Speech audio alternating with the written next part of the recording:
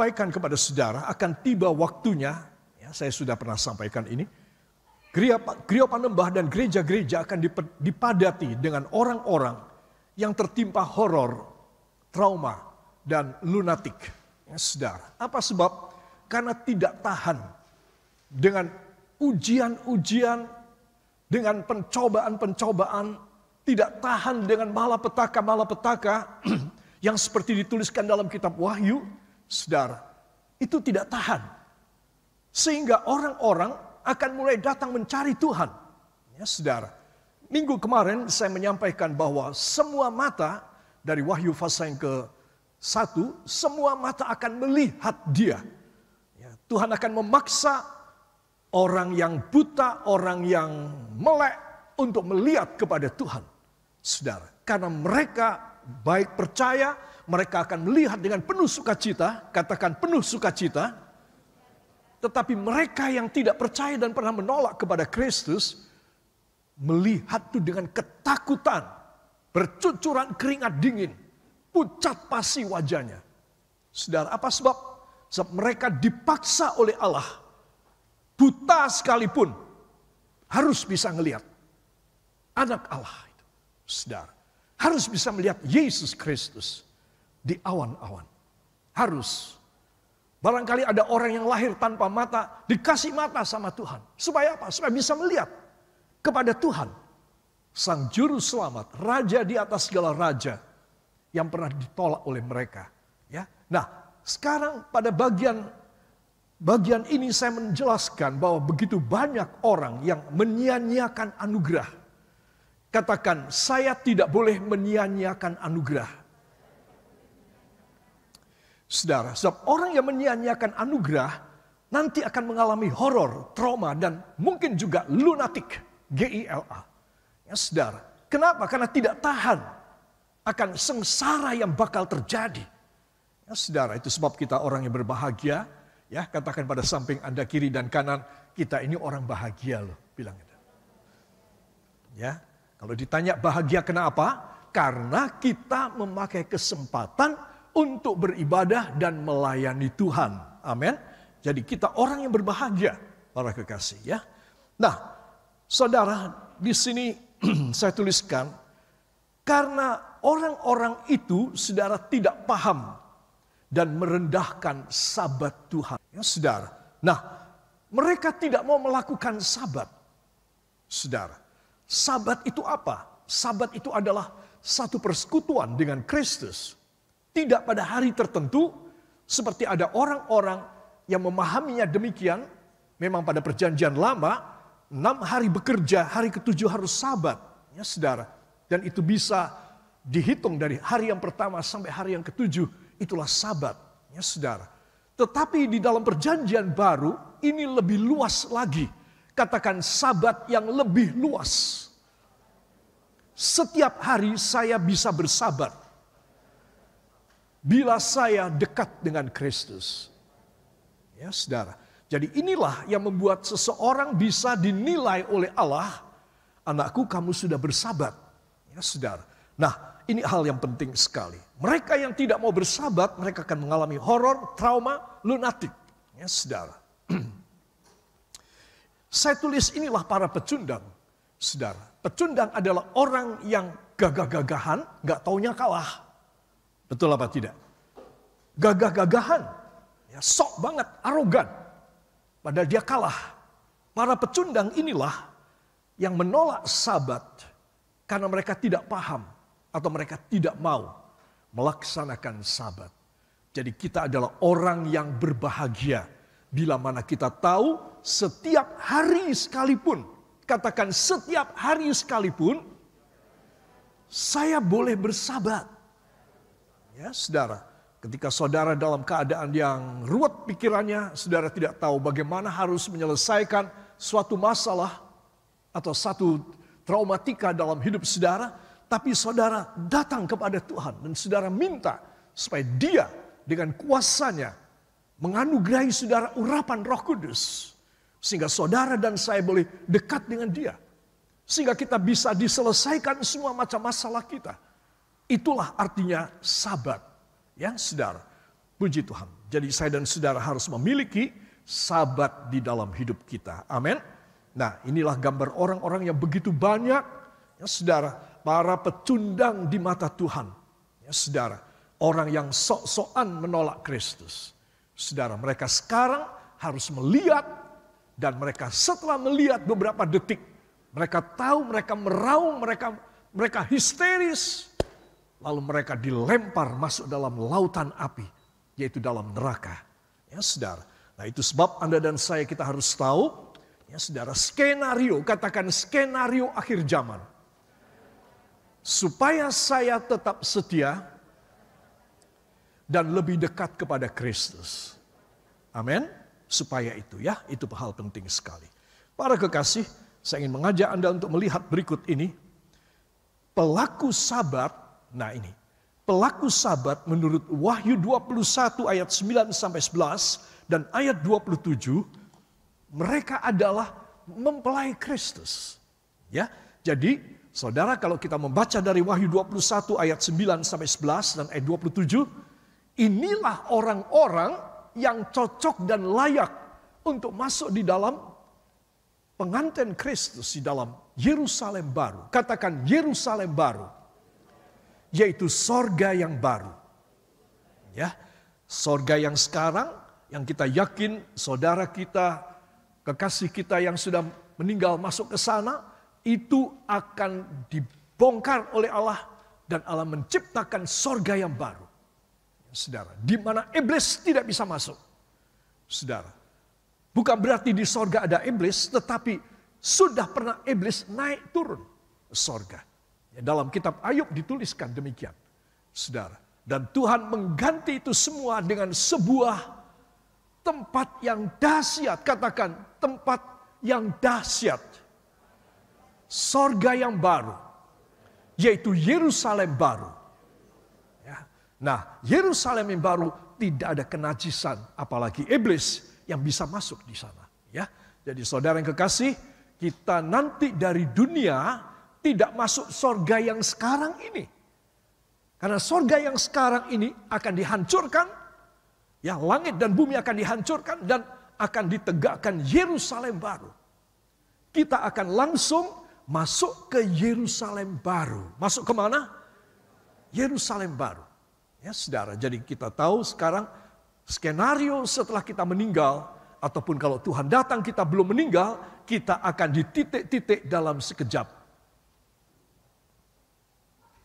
Diubah, kita akan diubah dalam sekejap.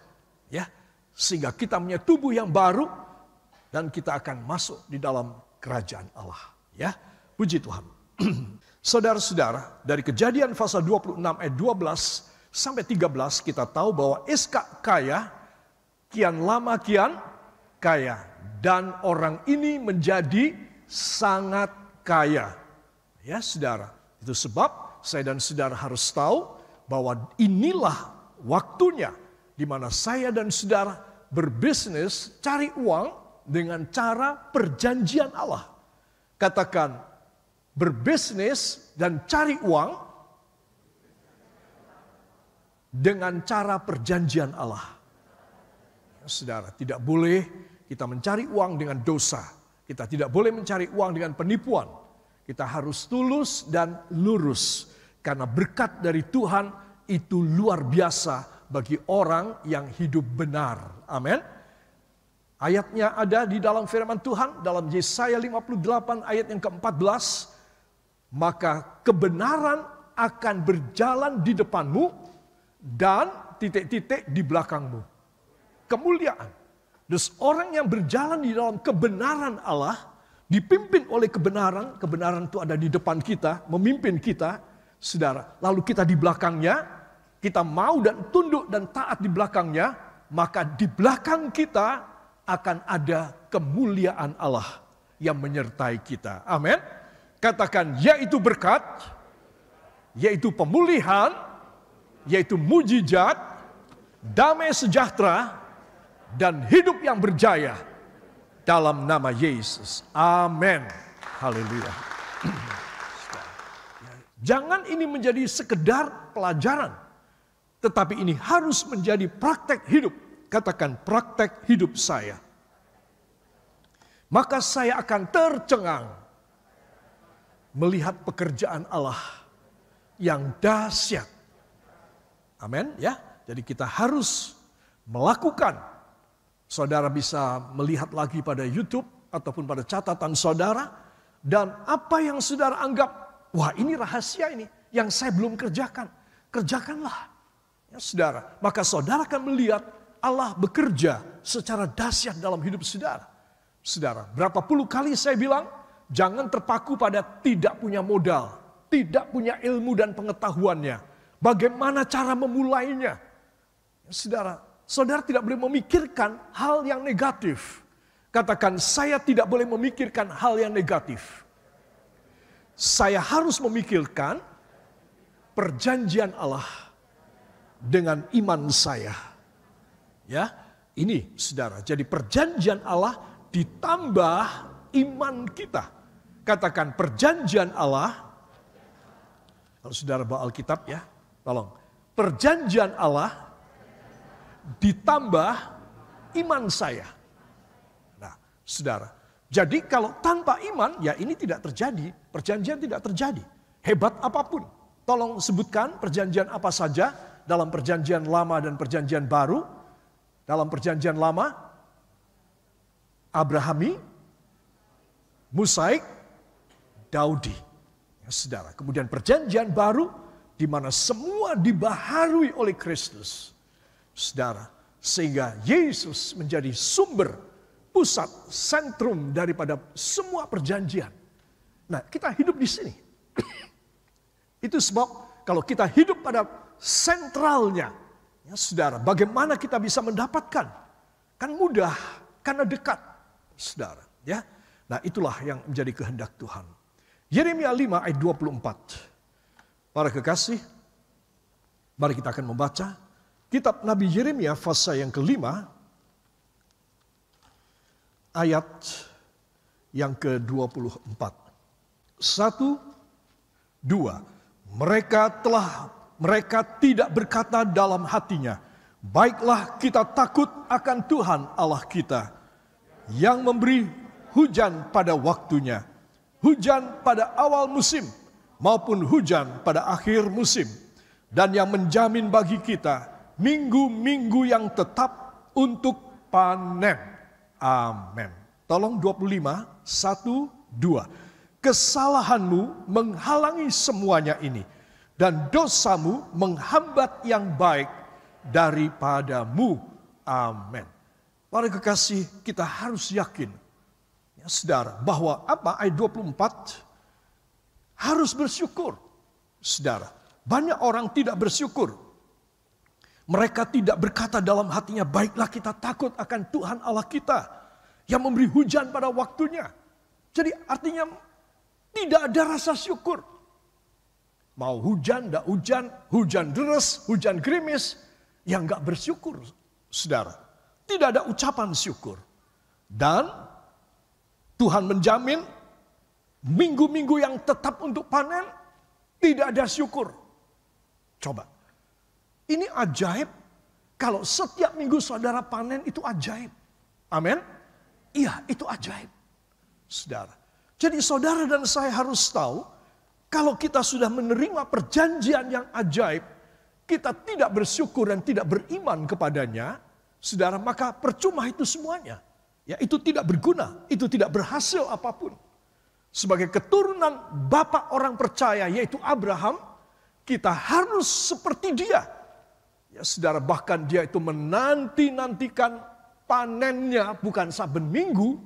Saudara, puluhan tahun dia menanti panen, yaitu dapat anak. Saudara, meskipun demikian dia tetap tekun, dia tetap teguh dan beriman pada perjanjian Allah. Karena dia yakin, katakan, karena saya juga harus yakin, perjanjiannya ya dan amin. Amin. Jadi saudara harus tahu, ini rahasianya. Sehingga bagaimana keturunan Abraham akan bisa diberkati. Ya, saudara, saya tuliskan, kurang bersyukur pada Tuhan. Kenapa? Karena tidak takut pada Tuhan. Kalau seorang takut sama Tuhan, dia punya pikiran kalau aku tidak bersyukur, aku tidak dekat dengan Tuhan, aku tidak bersahabat kepada Dia, maka bisa-bisa semua berkat dicabut. Nah, ini orang yang takut sama Tuhan, sehingga dia bersyukur dan takut kepada Tuhan terus. Tuhan bukan menakutkan, tetapi Dia menunjukkan ketaatan. Bagaimana orang bisa taat? Karena dia takut. Saudara, anak saudara ada yang bandel, pasti dia tidak takut sama saudara. Saudara, tidak usah ditanya, engkau sudah tahu. Kalau saudara melihat anak saudara taat kepada saudara sebagai ayah atau ibunya atau kakaknya, pasti anak ini takut sama saudara. Tidak usah ditanya, saudara. Jadi di sini kita melihat saya kepada Tuhan juga demikian. Apakah saya takut kepadanya? Kalau saya takut kepadanya, saya pasti taat kepadanya. Dan selain taat, saya bersyukur. Amin. Karena saya takut kepadanya. Takut kalau nanti dicabut segala kepercayaan Tuhan, segala berkat Tuhan, segala perlindungan Tuhan dari hidup saya. Makanya saya takut kepada Dia. Tetapi dengan iman, saya bersahabat dan saya bersyukur. Amin. Anggukkan kepala ke samping Anda, katakan, kita harus suka bersyukur. Setiap hari, berpuluh-puluh kali. Ya, kalau cuma berkali-kali berarti masih kurang. Ya, saya anjurkan berpuluh-puluh kali kita bersyukur kepada Tuhan. Untuk semua hal, saudara, yang membuat saudara tidak enak, membuat saudara menjadi sedih, atau membuat saudara menjadi senang. Saudara harus bersyukur. Katakan, orang yang bersyukur, bila saya bersyukur, itu tanda saya takut kepada Tuhan. Amin. Jadi orang yang tahu berterima kasih adalah orang yang takut kepada Tuhan. Dan kalau Tuhan melihat hati orang yang penuh dengan ketakutan kepadanya, Tuhan paling suka menolong orang ini. Itu sebab hal inilah yang menjadi seringkali kita tidak mengerti. Ya. Dan kita menjadi iri hati, cemburu kepada orang lain yang menerima pertolongan Tuhan, pemberian Tuhan. Saudara, kita cuma sakit hati aja. Kita tidak bersyukur, sudah berdosa. Ketambahan sakit hati lagi. Dosa lagi. Itu sebab orang yang tidak takut sama Tuhan, dosanya banyak. Karena dosa itu adalah mata rantai iblis. Reaksi cincin kimiawi daripada iblis. Saudara, anak-anak belajar tentang kimia, apalagi kalau saudara belajar di fakultas kimia, ya, ataupun apoteker, saudara tahu reaksi cincin, saudara. Itu nanti hasilnya banyak. Dan hasilnya bisa beda-beda. Itu sebab Anda dan saya harus tahu, bersyukur kepada Tuhan. Berterima kasih. Karena apa? Didasari apa? Didasari karena kita takut kepada Tuhan. Amin. Dia yang memiliki sorga. Katakan, Tuhan yang memiliki sorga. Sepatutnya lah saya takut dan bersyukur. Hanya kepadanya saja. Amin. Haleluya. Saudara, ya, berikut ini saya akan tunjukkan tentang absolutisme sebagai penutup. Absolutisme adalah sesuatu yang sepenuhnya untuk Tuhan. Ya, saudara, itu absolut.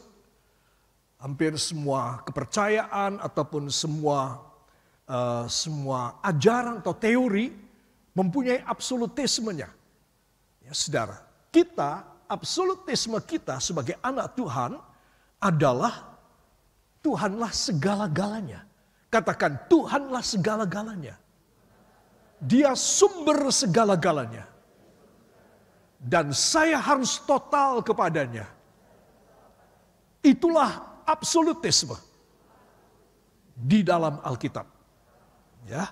Nah, jadi saya dan saudara, hanya mereka yang tahu tentang absolut dan hidup dalam absolutisme bagi Tuhan, sajalah yang akan menerima segala pertolongan yang ajaib dari Tuhan.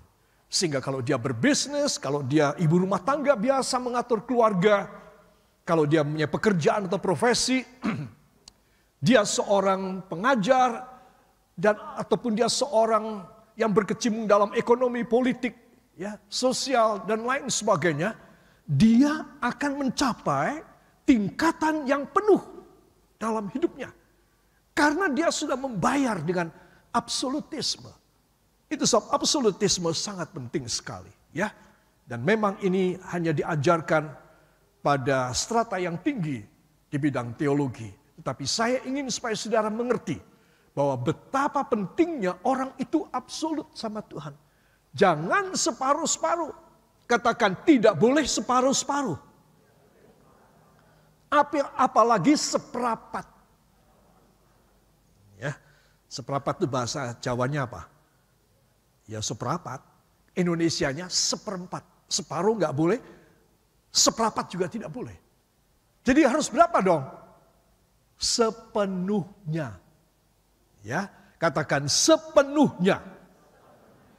Itu sebab Tuhan Yesus mengajar kita dalam Injil-Injil, hendaklah engkau mengasihi Tuhan Allahmu dengan sepenuh hatimu, dengan sepenuh jiwamu, dengan sepenuh tenagamu, pikiranmu. Apa aja kamu harus sepenuhnya. Saudara, itu. Dan dia berkata, hendaklah kamu memikul salibmu. Memikul salib dan ikut aku. Ini absolut. Artinya nggak ada lagi alternatif yang lain untuk bisa diselamatkan. Yohanes 14 ayat yang ke-6, tidak ada seorang pun sampai kepada Bapa kecuali melalui aku. Ini absolut. Saudara, udah kamu tidak usah cari jalan-jalan yang lain. Tidak usah cari nabi-nabi yang lain. Walaupun di Alkitabmu banyak nabi, aku aja. Kamu bisa absolut enggak sama aku? Kalau kamu bisa absolut, aku bereskan semuanya. Saudara. Nah inilah pelajaran absolutisme ya bagi Allah Bapa. Saudara, kata sesungguhnya dari absolut ini ya. Absolut dalam bahasa Prancis l'absolu, Latin absolutus dari kata absolvere ya. Absolvere artinya sempurna, lengkap. Bila sesuatu itu disebut absolut ya, maka sesuatu itu tidak memerlukan lain-lain untuk menjadikan sempurna. Jadi dia soliter, dia sendiri.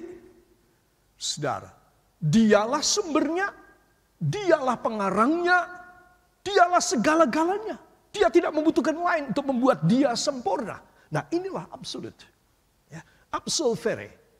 Tuhan ingin supaya saya dan saudara mengerti maksudnya. Jangan mendua hati. Katakan saya dilarang mendua hati.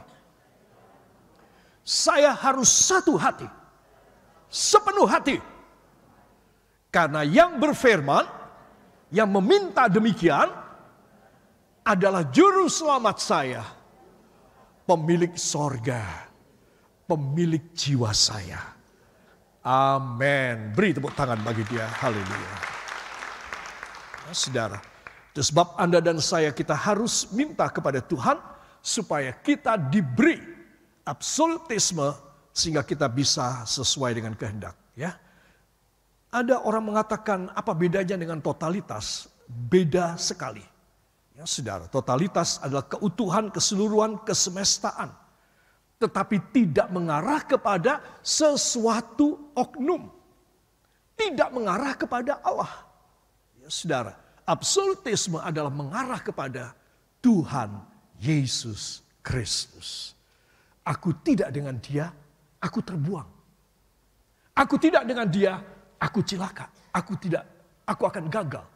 Nah ini saudara ya. Jadi kita harus bukan cuma total. Katakan pada samping Anda, bukan hanya total. tetapi absolut. Ya, saudara. Jadi dengan demikian, saya sudah menjelaskan kepada saudara tentang absolutisme di dalam kekristenan kita. Ya, saudara. Kalau kita sudah merasa, aku sudah total loh sama Tuhan, apa masih kurang? Kurang. Ya, kurang. Harus ditingkatkan pada absolutisme. Di mana saudara, engkau tidak akan mirang-miring wajahmu, matamu kepada hal yang lain. Hatimu, telingamu kepada yang lain. Tidak. Engkau tidak akan mirang-miring. Engkau akan lurus. Engkau akan lurus kepada Kristus. Itu absolutisme. Ya, saudara. Nah, dengan ini jelaslah saudara bahwa orang yang bisa absolut pasti menyenangkan Allah. Ya apa tidak? Ya apa tidak? Ya. Jadi orang yang bisa absolut, dialah yang menyenangkan hati Bapa di sorga. Amin. Jadi kalau cuma total aja, itu saudara masih gerambiang. Aku sama pekerjaan Tuhan total. Ya karena saudara senang ke gereja. Ya mungkin anak muda ini ada pacarnya di gereja juga. Ya saudara. Sehingga total. Melayani oke. Disuruh apa? Iya. Saudara. Tapi beda dengan absolut. Absolut itu seseorang mau menyerahkan segalanya tertuju kepada dia. Saudara. Karena ada sosoknya. Ada yang berwibawa. Ada yang berkuasa. Engkau boleh datang dan minta daripada dia. Absolutism is just accordingly to the God himself, the Godhead. Because he is, and he was, and he is always eternally. Saudara, itulah totalitas. Saudara. Jadi bukan itulah absolutisme. Jadi kalau totalitas itu ya kita apa-apa iya deh. Korban oke. Ya tenaga oke. Waktu oke. Itu kita bisa bilang total. Ayo tambahi. Kepada seseorang. Atau pada suatu. Atau pada Allah. Yang menjadi sumbernya. Yang menjadi sentralnya. Ya dia itulah. Dan dia tidak membutuhkan hal lain. Untuk membuat dia sempurna. Dia sendiri sudah sempurna. Jadi kalau saudara mengerti, katakan bila saya paham, saya berada di dalam berkat yang luar biasa. Sebagai keturunan Abraham. Yang percaya, beri tepuk tangan bagi dia. Haleluya. Harus mempunyai absolutisme kepada Tuhan. Engkau untung, engkau tidak rugi sama sekali. Saya belum mencapai ini, tapi saya sedang berusaha ini. Supaya saya lebih lagi berkenan kepada Tuhan. Itu sebab Anda dan saya harus tahu bahwa Tuhan itu memberi kepada kita, itu tidak percuma. Anda ambil, Anda menerima. Anda tidak mau ambil, Anda kehilangan. Jadi bagaimana cara Anda mengambil? Absolut.